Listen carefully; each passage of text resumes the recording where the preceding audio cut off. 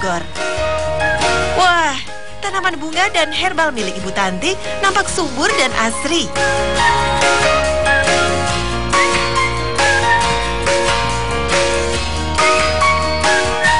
Nah, ini nih tanaman yang cocok untuk kesehatan rambut saya, si lidah buaya.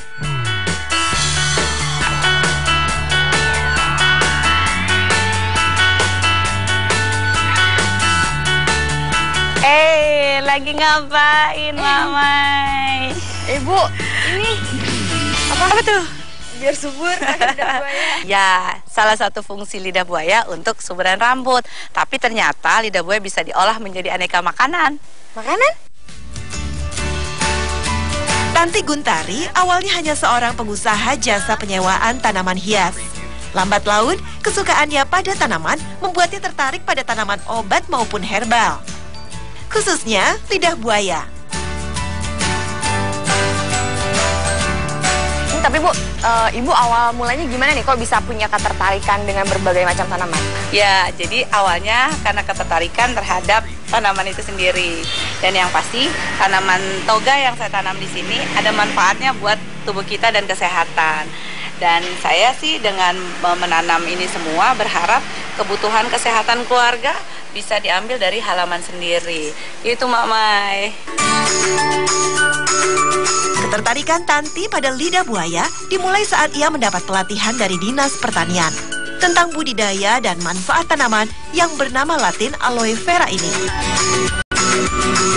Sejak saat itu, Tanti terus mengembangkan pengetahuannya tentang lidah buaya, sekaligus juga membudidayakannya untuk kemudian diolah menjadi berbagai produk.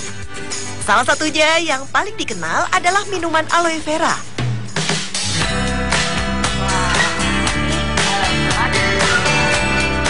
Yuk, kita ikuti cara membuatnya. Bahan utama yang dibutuhkan adalah daging lidah buaya atau nata aloe vera.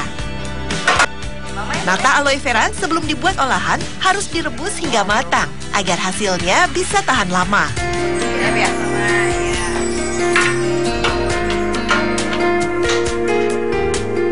Air gula selain sebagai pemanis juga berfungsi sebagai pengawet alami. Rebus air gula sebentar saja sampai gula larut. Jangan terlalu lama merebusnya karena akan berubah warna. Air gula menjadi kecoklatan sehingga tampilannya menjadi kurang menarik. Nah, karena rasa aloe vera cenderung tawar dan tak beraroma, maka ditambahkan sedikit perisa leci agar lebih nikmat. Proses pembuatan minuman aloe vera memang terbilang mudah. Tantangannya justru pada saat mengeluarkan nata dari pelepah aloe vera. Mula-mula, pelepah dikupas kulit bagian cembungnya. Pengupasan harus dilakukan dengan hati-hati. Jika terlalu tebal, akan banyak nata yang terbuang. Jika terlalu tipis, akan ada kulit pelepah yang ikut terbawa. Usai dikupas, nata difile sampai benar-benar bersih dari kulit pelepahnya. Memfile nata aloe vera hampir sama dengan memfile daging ikan. Harus teliti dan hati-hati supaya daging atau nata tidak rusak. Baru kemudian nata dipotong kotak-kotak sesuai ukuran yang diinginkan. Memotongnya bukan pakai pisau biasa, tapi dengan alat khusus yang mirip alat pres.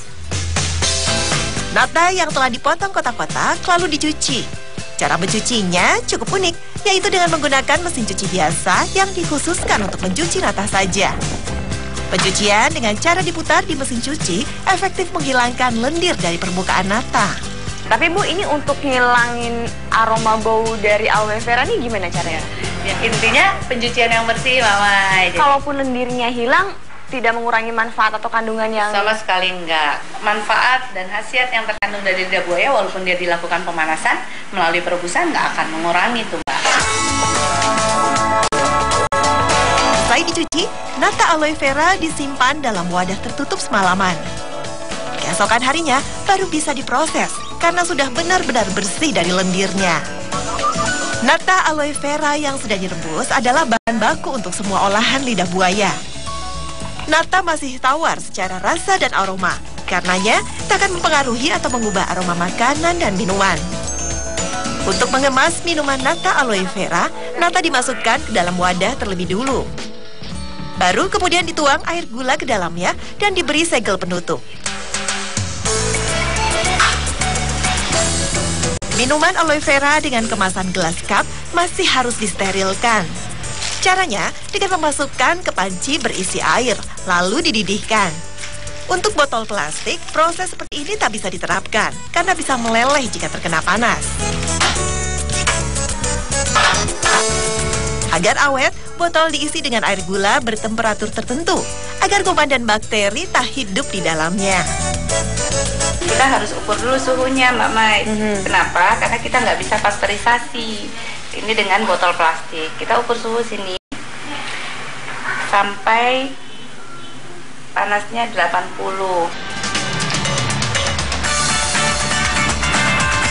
Satu botol minuman aloe vera dijual Rp10.000. Cocok untuk penghilang dahaga sekaligus kaya manfaat. Kandungan aloin dalam lidah buaya mampu memperlancar sistem pencernaan. Lidah buaya juga membantu menjaga keseimbangan asam dalam perut, sehingga sering disebut sebagai obat mah yang ampuh. Nah, sekarang saya akan mencoba mengolah aloe vera menjadi pengganti mentega pada pembuatan cake atau kue bolu dengan bantuan Ibu Tuti. Ibu Tuti adalah salah seorang anggota kelompok wanita tani Bina Avera, binaan Tanti Guntari. Membuat kue bolu kukus aloe vera sama saja dengan membuat bolu kukus biasa. Pertama, kocok gula dan telur bersama pengemulsi hingga menghasilkan adonan yang putih dan mengental. Bedanya, jika biasanya kita menggunakan mentega, kali ini yang digunakan adalah daging aloe vera yang diblender hingga halus. Selanjutnya, masukkan tepung terigunya, lalu aduk hingga merata. Oh iya Bu, ini kok bisa ya lidah buaya gantiin margarin?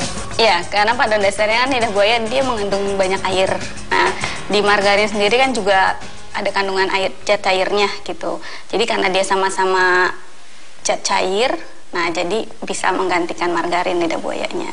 Tapi nggak ngerusak adonan? Enggak, malah kalau kita pakai lidah buaya, adonan bisa menimbulkan adonannya jadi lembut teksturnya. Untuk mempercantik tampilan kue, bagi adonan menjadi beberapa bagian dan beri pewarna kue. Susun adonan di dalam loyang.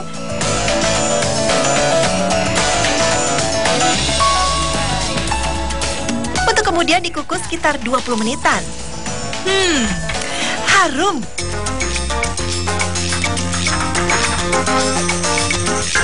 Selanjutnya, beri krim kocok di atasnya, lalu taburkan topping sesuai selera. Gulung, lalu iris. Wah, hasilnya cantik bukan? Rasanya dijamin nikmat deh. Keahlian Tuti mengolah aloe vera berawal dari ajakan Tanti untuk bergabung dalam kelompok wanita tani yang fokus pada pemanfaatan lidah buaya sebagai tanaman herbal pekarangan. Mulanya, Tuti bergabung hanya untuk mengisi waktu luang saja.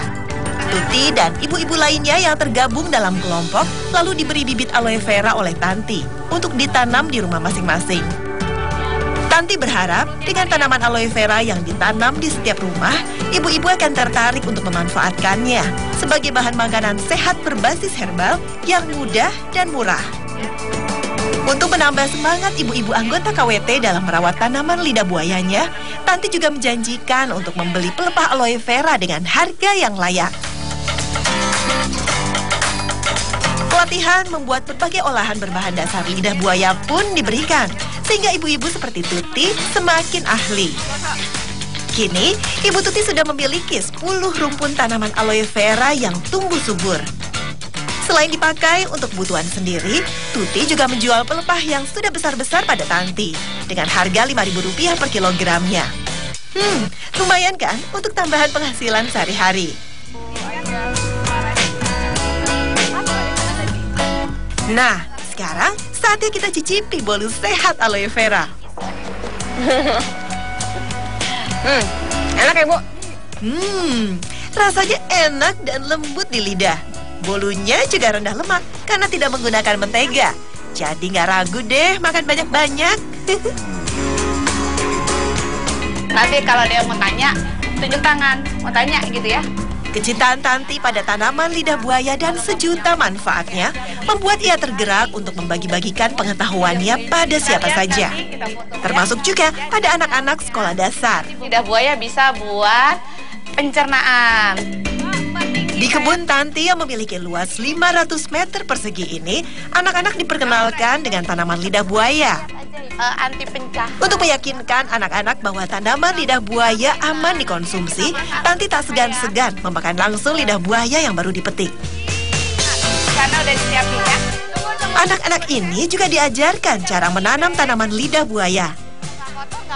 Nah, nantinya tanaman yang mereka tanam bisa dibawa pulang untuk dirawat di rumah.